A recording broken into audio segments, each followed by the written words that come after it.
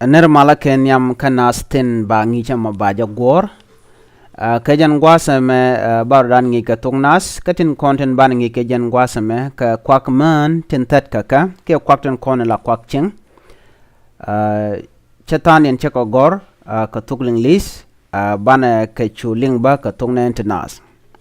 kan kwagati ka kwakten kon la ka men ka tat chikaman tanas ke wona yir ke yai ka pin kan kwakten kon bana ngi kajan gwasame ban je chutok me jiram jidit kajan channel ma gore jin bijan wakane de koken ke noga bajin no de subscribe ko be kul chonkel kajan channel ma ko ba video ko ken ba kula latke ban wo woniam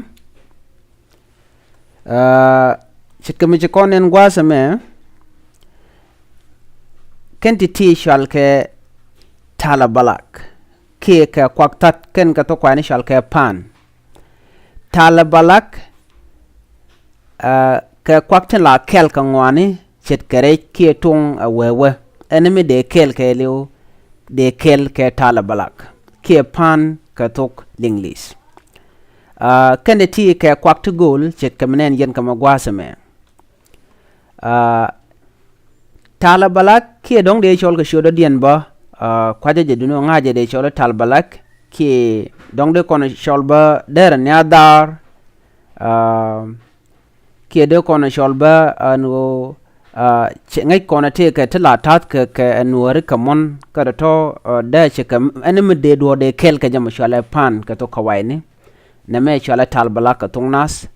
de moj ba ka shur mangwa de chol ka ja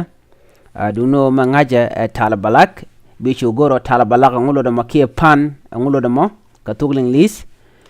ludo no jen edwor mula ngwani kelke keje ci kon ci chu kan ci kerech ki tung tila kelke kamach kana tokan dial la ka talga ke tal balak bana we wonyam neme ki ti guyen kato shwal ke pot katung nuere shwale hale ki shwale dar kato kwan ke niti shwal ke cooking utensil ke kwakten kona tanas ke shigamanen yana magwasame neme deje chol e hale dar emen lat ke kamun mi lat ke mun baje chole dar ki deje chol ba pot en hale ki tugnen yen ngama gwasme la turni ken ke kwakti la piu tal ke chit kamala chumen kwanba la ja tal ke ken ti guyen gati mnyudo hale ki dar shale pot ka tokling lis hale ki pot neme shala hale ki tnen yen gati gwasme tilangwa la ka kel ke je shi men pai kon je shale pan shikane me cherga sauce pan ki mala mulang la ka kel ke je man ku kon la right in hale jen kel mla kon la ja tal ke je ki la ngwani ki piu la ka tal ke je bane shale hale ki dar ki ka tuglin line de shale pot bana we wonyam mugu yen magwasa me ngom shale knife minwan ke ba shale knife katok kawaini katung nuer laga shal ke ngam ni ki knife duno gwasame shal kone ngom mala ngo ka ngwani shit kere ki tomatum ni ki enemy de ngo goni shal de je ngo ka ngom lat ke je ke yet shigamenen yana moko sure name ngom mala ngok ka ngwani shit kerech ke tomatum ni ke to kokena de ngok to la ka ngok ka ngom ka tugling lis shwale knife lura na ngom ka tugling lis bana we wonyam rengi shkadan kendi nen yen ga ti ka ture shwal ke tong jiat tong ka dungwan duno chol ko ne tung jias de ko ne chol malga kendi ti de chol malga ke malgani kele malgak ka tuk ling lis chal ke spawn jen chale malga ki chale tung jat ka tung nas dien kanen ba gwasa me tan dien chere ke peshni ala de mulag bo de jerit ke ki de kon de jerit ke ka tan dien ba mis nas ke dung no ni ti ka tung jen ki wi kon tung jas ang gwasa me tung jas chale spawn malga ki tung jas amla nas mis keje ki la mulag eriet ke jaba ban we wonyam neme malga en sha tonke sha kongok lo te ka kam jen malga me sha le fork to kawaini malga mila misnas ke je ke kwana sha le pasta jen ke sha le share ke de kon makron ba de kon larba la ja yat ke mimina ba ja yedor bi chula todo ke bi cham neme sha le fork ke malga katung nuere tel je shodo dien du no de kono shola malga du no shale fork michi jien che ore ke wi dor kok bi ngaji me wi gor malga du no malga misha tonka chaga mo ka kam na mona la sham ngene je fasta ke sham ngene je share ke macron mudo dien gui kono mo gwase me malga ba shale spatula malga me mula garet ke keje mite mulag mite mach la jari de keje malga bana me ko ko jabe bi ngaji wi kong no malga chale spatula mite ke shodo dien ke la ja ke che joro ba che dir bi ngaj bo bi gorbo gwadan bi gorten dung no jen chale malga mo amula mulag la jari keje mite mulag mite mach neme chale baking utensil katugling lis minyo no jen awa talbalak mula ngwan la ka kel ke keje a kel ngwane talbalak mula pat pani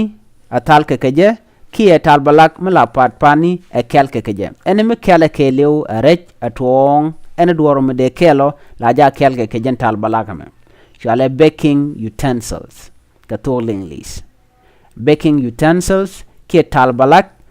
yed kel me kel kangwane ke je shit kaman ci kon chene ken chana kanen rech ki tung ki ene mi de kelone shit ka pat de jelat ke je neme jat gwar ki chale do peel jen chale rolling pin ka tugling lis minyono do peel ki mete ga mo gwar ka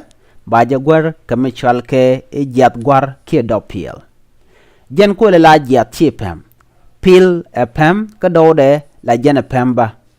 tangwes ni ba dera ne jat mi tiek ke jat mi long mo ko dera ja gwar do peel mi la gwar ka kwen jen ta dan te ke ja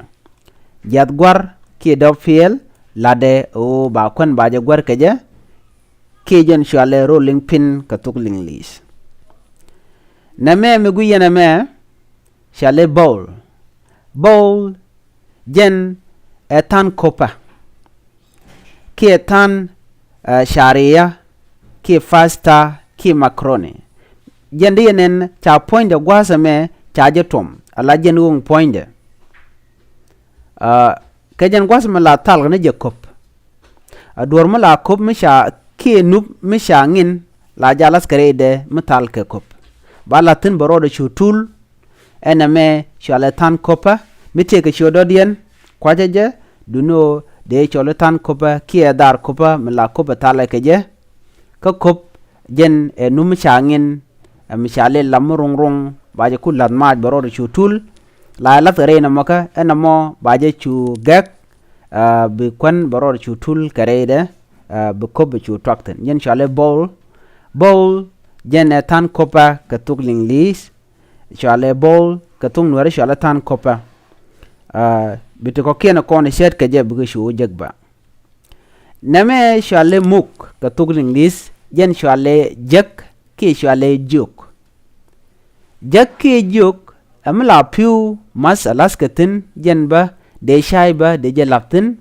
de shak ba de kalatin ki de jalarede menyuno jen dung mas pini ke dung mas cha ke ne do de jela reide ba shale muk jen jak ke jok ka tuknas mite ke shodo dien de kon sholbe shale shuk dong da ne jen duno shuk mi chalat kamun ka shuk dung dien malalat ke ne pikienten jela ke namet ke jeda wo jona shale shuk duno na me jak ke jok mila dung rek bana we woniam na me matepe ke sponge ka tuglinglis matepe jen la lak kwak tite kenyet matepe la piwo masa ka poinda mite ka gwam mi piwo yaktin ba je latin ba piwo to ba ka mat ko ba gwasuma ba coat jen shale matepe ke sponge na me li ba kwagni ke dishclose jen en li ba na me de chole li ba ko tele shodo dien jen ami yad long li ba men monmot ke men yad an la twer kenyet mite kenyet miten gwasamo ba na me mi share le kama mi shale